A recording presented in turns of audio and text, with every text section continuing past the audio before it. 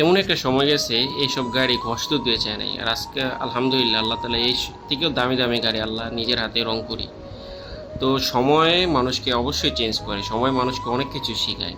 তো এটা হচ্ছে আমি নিজেই প্রমাণ। আসসালামু আলাইকুম, আসলে সবাই ভালো আছেন?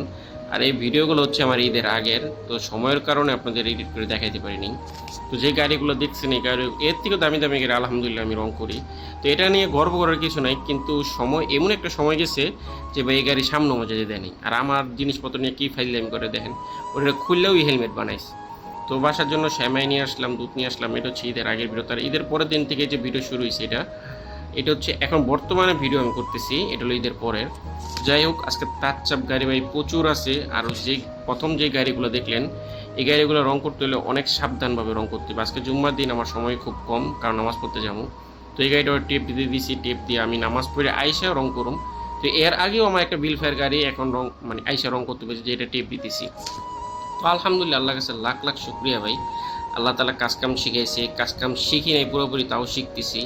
তো আল্লাহ তালা আমার মতন অনেক মানুষ আছে যারা অল্পতে ঘাবড়ায় যান, ঘাবড়ানো কিছুই নেই ভাই। কেউ যদি পারে আপনিও পারবেন, এই বিশ্বাস রেখে কাজকাম করবেন, আপনার কেউ ঠকাইতে পারবো না। একসময় ভাই এইসব গাড়ির সামনে যেতে দেয় নেই, আর আজকাল এইসব গাড়ি কিছুই মনে হয় না।